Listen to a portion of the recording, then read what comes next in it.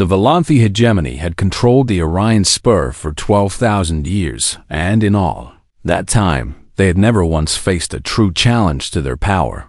They were ancient, beyond human understanding, and their empire stretched across 10,000 star systems where countless species served them as workers and soldiers and slaves. When their long-range scouts first detected radio signals coming from a small blue planet orbiting an unremarkable yellow star, they felt nothing but mild curiosity. Another primitive species had discovered technology, and soon they would learn their place in the galactic order, just like all the others before them. High Commander Veleth reviewed the scout reports with his 4 eyes narrowed in concentration.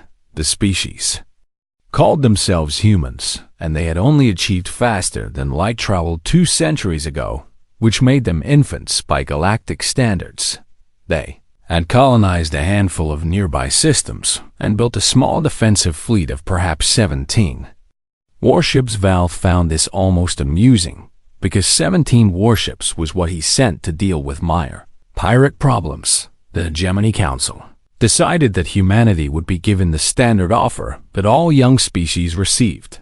They would surrender 30% of their population for labor service, and in exchange, they would receive advanced technology and protection under hegemony law. It was generous by hegemony standards, because many species received far worse terms. Ambassador Kethrol was chosen to deliver the ultimatum, and he traveled to Earth with a small escort fleet of 50 warships, just to remind the humans of what they faced. He arrived at the human capital city and was escorted to a large building where the United Terran Congress had gathered to hear him speak. Thrall stood before them with his tall, slender body and gray skin and 4 unblinking eyes, and he felt confident that these short-lived creatures would see reason. He activated his translator and began to speak in the cold, formal tones that his kind used for inferior species. I am Ambassador Kethrol of the Volanthi hegemony, and I bring you an offer of incorporation into our great civilization. The humans listened in silence as he explained the terms. 30% of their population would enter service contracts which would last for the duration of their natural lives. Their children would be evaluated for useful traits and assigned to appropriate labor categories. In exchange, humanity would receive technology that would take them thousands of years to develop on their own. Kethrol spread his 4 arms wide in what he believed was a generous gesture.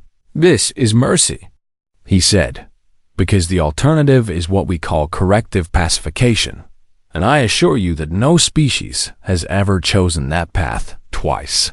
The humans still did not speak, and Kethrol felt a small flicker of unease at their silence. He had delivered this ultimatum to dozens of species, and they always reacted with fear or desperation or frantic attempts to negotiate.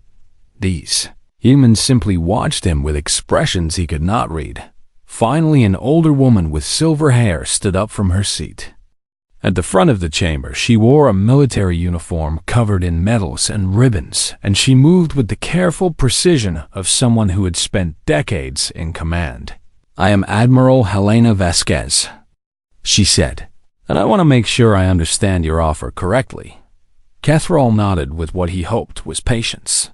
You want us to give you 30% of our people as slaves, service contractors. Kethrol corrected. You want to take our children and decide what they will do with their lives. We prefer to think of it as optimization of resources, and if we refuse, you will destroy us. Kethrol's 4 eyes blinked slowly. Corrective pacification is not destruction, but it is certainly unpleasant, and I would advise against testing our resolve. Admiral Vasquez looked at him for a long moment, and something in her gaze made Kethrol's survival instincts scream warnings that his conscious mind did not understand. Ambassador, she said in a voice that was terrifyingly calm, humanity formally rejects your terms. Kethrol felt his secondary hearts begin to beat faster.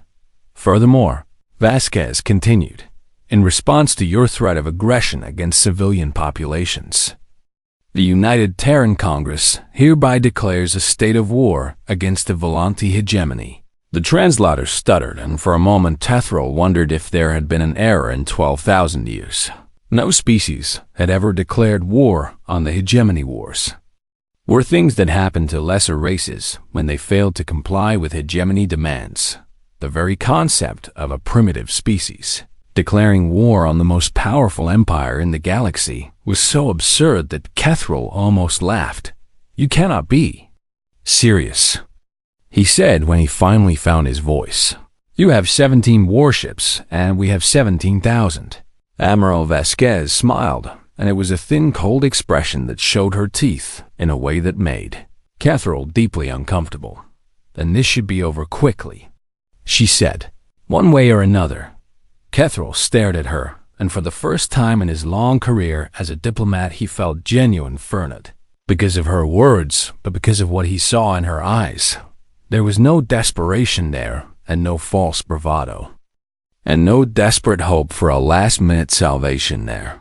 It was only a calm and absolute certainty that Kethril had only ever seen in the eyes of predators. "You will regret this," he managed to say. "Perhaps," Vasquez replied. "But I promise you, Ambassador, that we will not regret it alone." Kethril returned to his ship and immediately sent a message to the Hegemony High Command reporting what had happened. The response came within hours, and it was exactly what he expected. The 7th Fleet would be dispatched to Sol System to begin corrective pacification.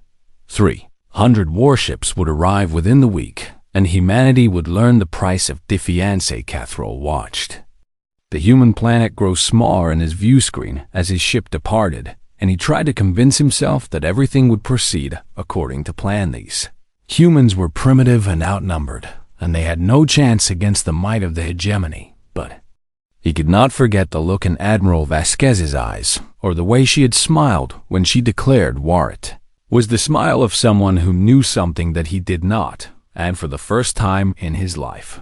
Kethril wondered if the hegemony had finally made a mistake. The galaxy had grown comfortable with its power and its certainty that all young species would eventually submit. They had forgotten that some creatures do not bend, and they had never encountered a species that had spent its entire existence fighting for survival.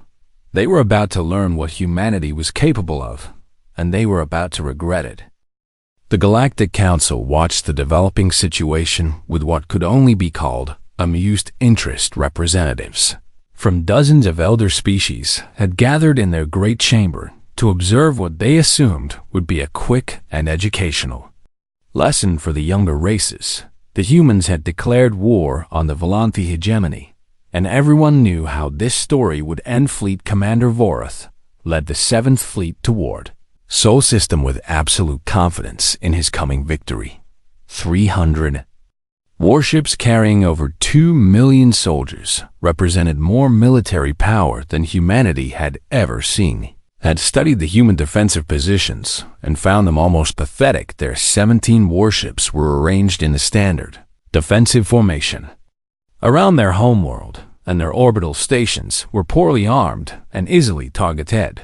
Vorath calculated that the battle would last perhaps 6 hours, and most of that time would be spent hunting down survivors. He ordered his fleet to prepare for hyperspace emergence at the edge of the Sol System, where they would form up before advancing on Earth. The jump was smooth and uneventful, and Vorath felt the familiar sensation of reality bending around his ship as they crossed the vast distances between stars. Then they emerged into normal space, and everything went wrong. The first wave of kinetic impactors struck before Vorath's sensors could even register the threat. These were simple weapons made of dense metal accelerated to a significant fraction of light speed, and they had been launched months ago from hidden platforms throughout the outer system. They were timed to arrive at the exact moment the hegemony fleet emerged from hyperspace. 47 ships died in the first 3 seconds of the battle. Vorath screamed orders at his crew as explosions bloomed across his tactical display. More ships were dying every moment as automated weapon platforms hidden in the asteroid belt opened fire with plasma cannons and missile swarms and directed energy weapons. The humans had not built a fleet to fight the hegemony. They had turned their entire star system into a trap. Varth tried to rally his forces, but the chaos was too great, and his communications were being jammed by electronic warfare systems that seemed to be everywhere at once. His own ships were firing on each other as human hackers took control of their network targeting systems. Then, the human fleet arrived. They did not fight like any species Vorath had ever encountered.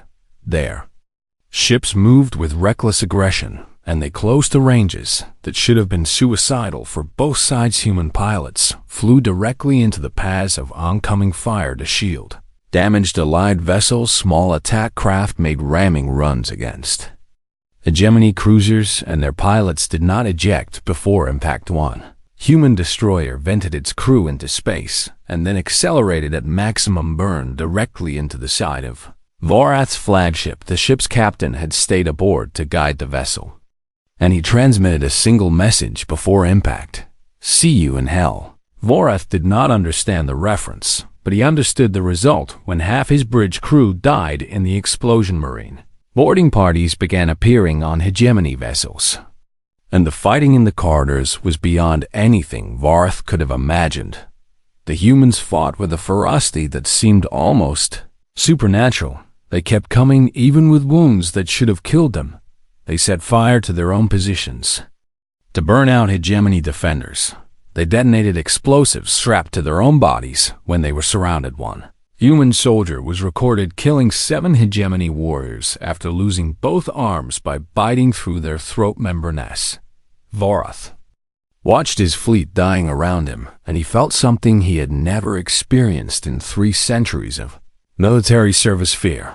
Not the cautious awareness of danger that any commander felt in battle, but genuine primal terror of an enemy that simply would not stop. He ordered a retreat, and the surviving ships of the 7th Fleet fled toward hyperspace. Of the 300 vessels that had arrived in Sol System, only 53 managed to escape behind them. They left 247 ships destroyed and over 1 million soldiers dead. Admiral Vasquez watched them go from the bridge of her flagship, the TSC Defiance. She had lost 4 ships and 8,000 personnel, which was far more than she had hoped, but far less than she had feared. Her communications officer looked up from his console.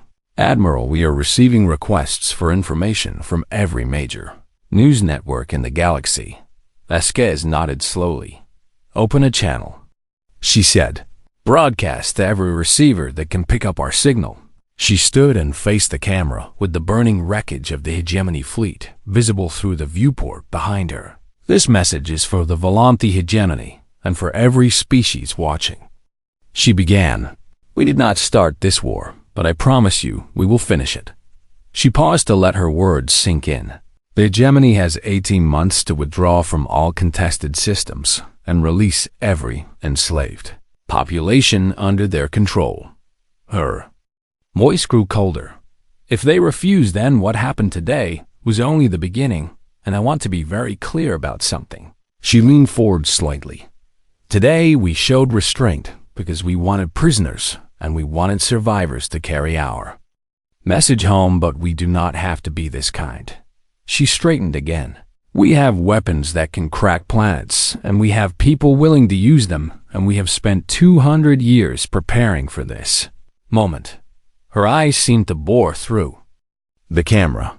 "So think very carefully before you test us again, because next time we will not hold back." The transmission ended, and for a long moment there was silence throughout the galaxy. The Galactic Council was no longer amused. Something had changed, and everyone could feel that a species that should have been conquered in a single afternoon had just destroyed one of the most powerful fleets in existence, and they had done it with weapons and tactics that no one had ever seen before. The elder races looked at each other, and for the first time in millennia, they felt uncertain about the future, because they had finally met a species that fought like they had nothing to lose, and they were beginning to understand that humanity had been preparing for this war since before they left their homeworld.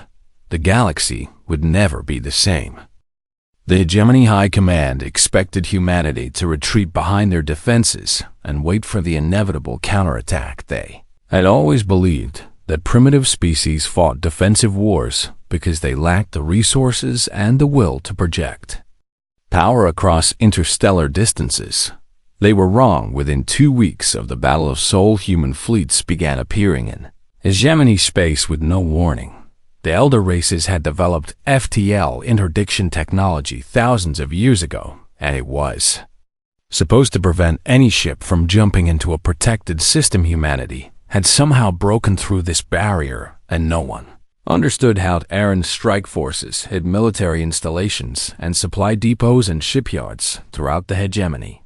They would appear without warning and destroy everything of value, and then vanish before reinforcements could arrive. The hegemony scrambled to defend the Sezen systems at once, and they simply did not have enough ships, but it was on the ground that humanity truly showed what they were capable of. The world of Velker Prime had been a hegemony military stronghold for 3,000 years. A garrison of 5,000 soldiers defended the planet along with orbital defense platforms and ground-based weapons that should have made any invasion impossible. The Terran Expeditionary Force sent 800 Marines. Commander Thrall of the Velker garrison found this almost insulting when his sensors detected the incoming human transports. He opened a communication channel and demanded their surrender.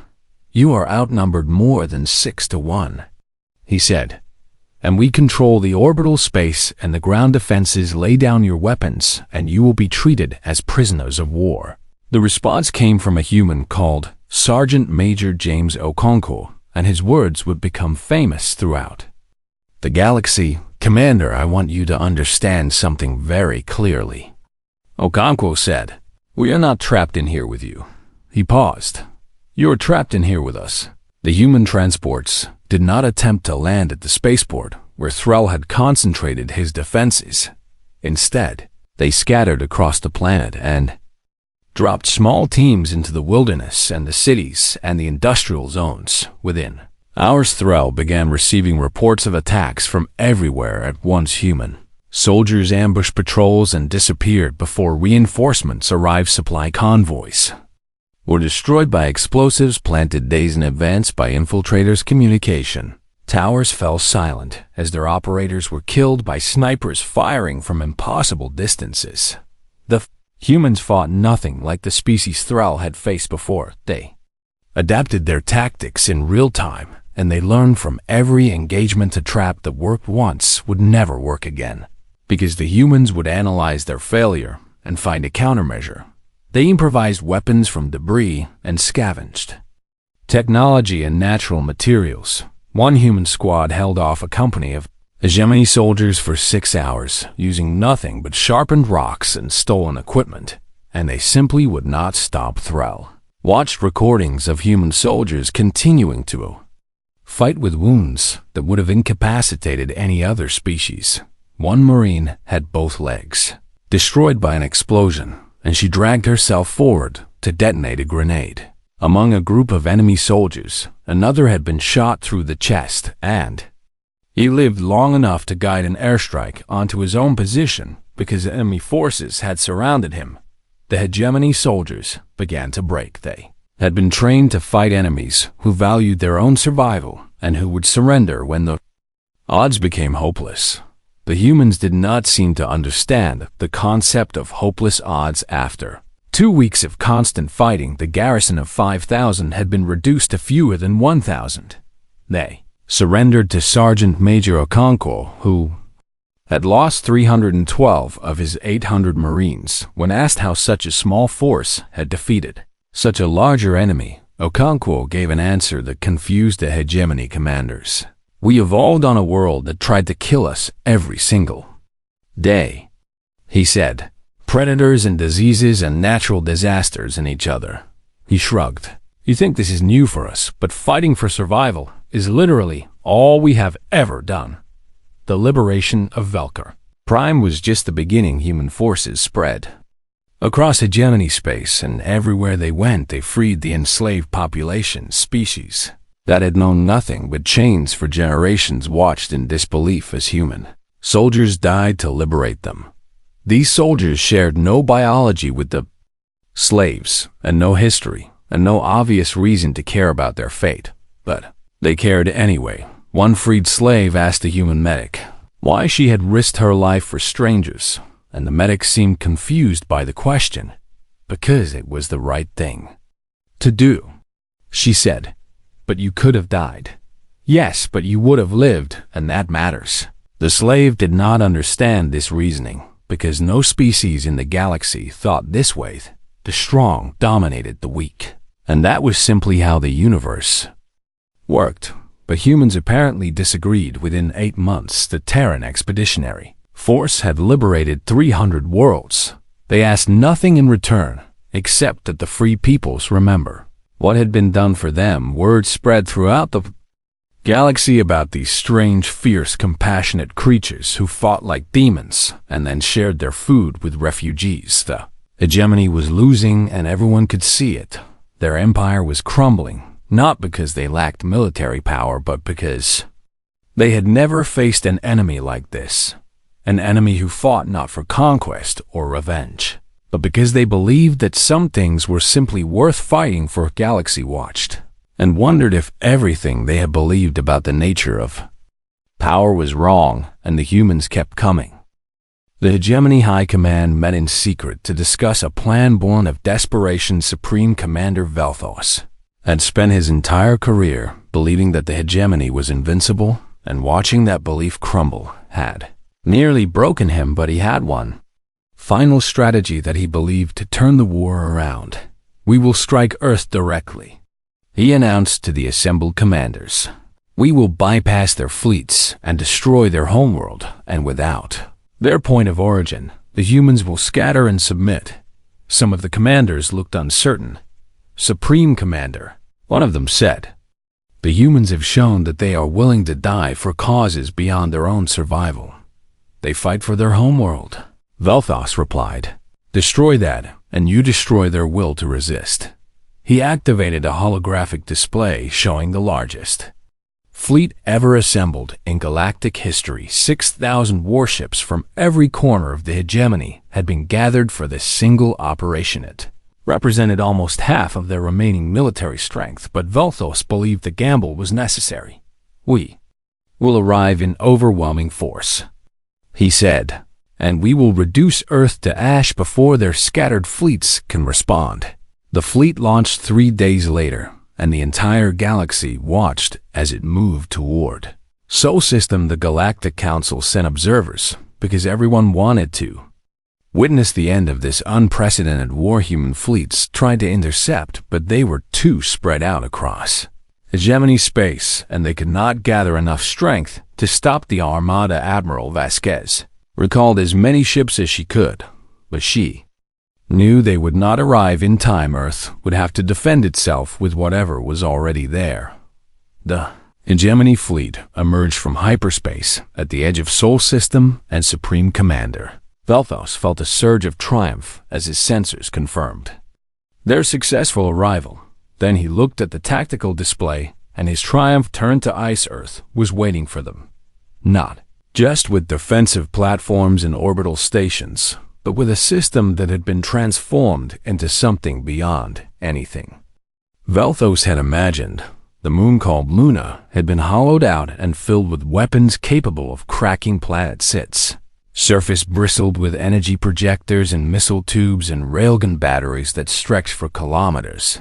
The planet Mars had been converted entirely into a shipyard, and even now it was producing new warships at a rate that defied all industrial logic. But it was the asteroid belt that made Velthos want to weep. The asteroid belt was gone. Every rock and every chunk of ice and every speck of debris had been converted into weapons platforms and defense stations and automated killing machines.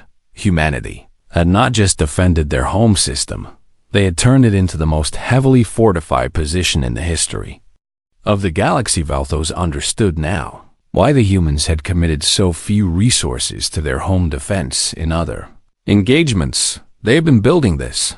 They had been preparing for exactly this moment since before the war began, perhaps since before they ever made contact with alien life. All ships advance. Vel'Thos ordered because he had no choice. Now retreat would mean the end of the hegemony as a power, and he had to hope that sheer numbers would be enough. The Battle of Seoul began, and it was unlike anything the galaxy had ever witnessed. Human weapons fired in coordinated patterns that left no safe approach. Vector ships that tried to flank the defensive positions found themselves caught in crossfire from platforms hidden behind moons and inside hollowed asteroids. Energy beams powerful enough to cut through battleship armor swept across the hegemony formations like the hands of angry gods. And then the human fleet arrived. Admiral Vasquez had gathered every ship that could reach Seoul in time, which was far fewer than she needed, but she used them with a precision that maximized their impact. Human cruisers dove into gaps in the hegemony formation and tore through their flanks.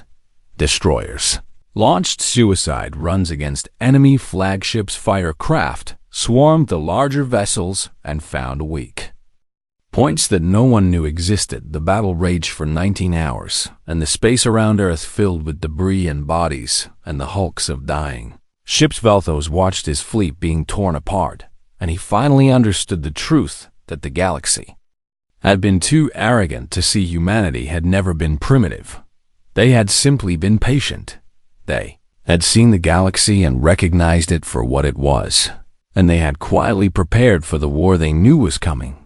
Every ship they had ever built was designed to fight this battle. Every weapon they had developed was meant for this enemy. Every soldier they had trained was ready for this moment. When the firing finally stopped, the hegemony had lost 4,000 ships. Supreme Commander Vel'Thos was among the dead, and his flagship was a cloud of expanding plasma. The survivors fled, and they carried recordings back to the galaxy that would change everything. Recordings of human children being calmly evacuated to underground shelters while their parents manned defensive weapons. Recordings of civilian volunteers crewing anti-orbital batteries and singing songs to keep their spirits up. Recordings of a species that had come together in absolute unity when their home was threatened, and recordings of what humans did to anyone who threatened their children.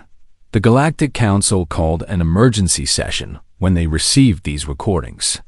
The hegemony was broken, and its empire was collapsing. 3 elder species had already begun reaching out to human diplomats seeking separate peace agreements. The power structure that had defined the galaxy for 12,000 years was crumbling. And it was all because one small species from one unremarkable planet had refused to bow. The galaxy looked at humanity with new eyes, and what they saw terrified them. But it also gave some of them hope, because if humans could stand against the hegemony, then maybe the old rules no longer applied. Maybe everything was about to change. The formal surrender of the Volanthi hegemony came 14 months after humanity had declared war. It was held on a space station in neutral territory, and representatives from every major power in the galaxy attended. The hegemony delegation arrived, looking broken and afraid, because they had spent 12,000 years as the dominant force in the galaxy, and now they had nothing. Their fleets were shattered, and their empire was fragmenting as subject species declared independence. The slaves they had depended on for labor were free, and their economy was collapsing. They came expecting to face the same treatment they had given to others, genocide, perhaps, or enslavement, or the complete destruction of their civilization. It was what they would have done if the situations were reversed. Admiral Helena Vasquez now held the title of Supreme Commander of Terran Forces, and she represented humanity at the negotiations. She was older now, and the war had left new lines on her face, but her eyes were just as sharp as they had been on the day she declared war. The hegemony representatives knelt before her and offered their unconditional surrender. Vasquez looked at them for a long moment, and then she did something that no one in the galaxy expected. She told them to stand up. "We did not fight this war to humiliate you," she said, and we will not accept your surrender on your knees." The hegemony representatives rose slowly with confusion written across their alien features. They did not understand what was happening. Vasquez activated a holographic display showing a document that human diplomats had spent months preparing. "This is what we call the Terran Accords," she said, "and it represents our terms for ending this war and establishing peace." The galaxy held its breath as she began to read. No species would ever be enslaved again, and any attempt to enslave a sapient being would be met with unified military response from a coalition of free peoples. All sapient beings would have fundamental rights, including the right to self-determination and freedom of movement and protection from cruel treatment. Wars of conquest would no longer be tolerated, and any species that attempted to conquer another would face intervention. Hegemony and all other signatories would contribute to a peacekeeping force that would enforce these principles, and humanity would serve as one of the guardians of this new order. Not as rulers, but as protectors. The Galactic Council representative was an ancient being called the Arbiter, who had witnessed the rise and fall of 100 empires over the millennia. He stepped forward with a question that had been burning in the minds of every species watching. "Why?" he asked in a voice that carried the weight of ages. Vasquez turned to face him. "Why what? Why offer mercy?" The Arbiter said. "You have proven your strength, and you have shown that you can defeat any force we send against you." He gestured at the broken hegemony delegation. "These are the people who tried to enslave your children and who sent 6,000 ships to destroy your homeworld." His ancient eyes studied her face. "You could rule the galaxy if you chose, and no one could stop you, so why offer them peace instead of conquest?" Vasquez was quiet for a long moment, and when she spoke her voice was soft, but it carried to every corner of the chamber. "Because we know what it costs." She looked at the hegemony representatives, and there was something like pity in her eyes. "We spent our entire history fighting each other over land and resources and ideas, and we have seen what happens when one group decides that another group does not deserve to exist." She shook her head slowly. "We have committed atrocities that would horrify you, and we have built weapons capable of destroying our own world many times over." Her voice hardened. "We know exactly what we are capable of because we have done it to ourselves." She turned back to the Arbiter. "We did not fight this war to become you, and we did not sacrifice millions of our people so that we could put ourselves at the top of the same broken system." She gestured at the Terran Accords displayed on the holographic screen. "We fought this war so that we could build something better, and maybe, just maybe, we can help the rest of the galaxy do the same." The chamber was silent for what felt like an eternity.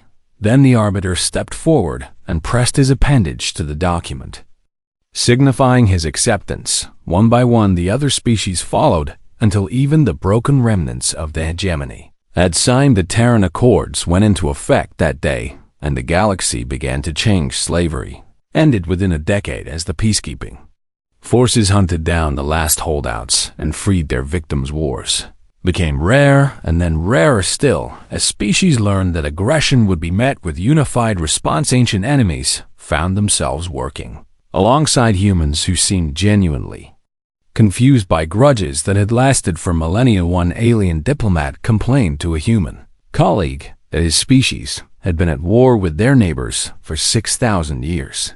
The human asked why. The diplomat realized that he did not actually know. The centuries passed, and the galaxy transformed into something that the elder races would never have believed possible. Species that have been enslaved for generations built their own civilizations and joined the Council of Free Peoples. Technology was shared freely, and worlds that had been stripped bare began to heal. And when new threats emerged, and they always did, humanity stood ready to face them, not because they loved war, not because they wanted conquest, but because they loved what they were protecting. A human historian once wrote that the greatest victory in the war against the hegemony was not the Battle of Seoul or the liberation of the slave worlds.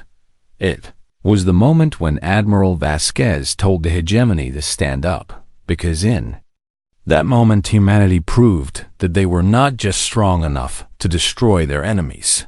They were strong enough to forgive them. The memorial on Earth that commemorates the war bears a simple inscription that captures everything humanity learned about itself during those terrible months.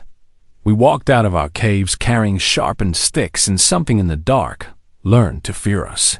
But we also learned to sit around fires and share our food with strangers, and that is what makes us human. 12,000 years later, the galaxy made the same mistake every predator on Earth eventually made. They assumed we were prey. They were wrong, but we chose to show them mercy anyway, because that is also what makes us human. The galaxy had regretted its bold mistake, but in the end they were grateful for it, because it brought them something they had never known before: hope.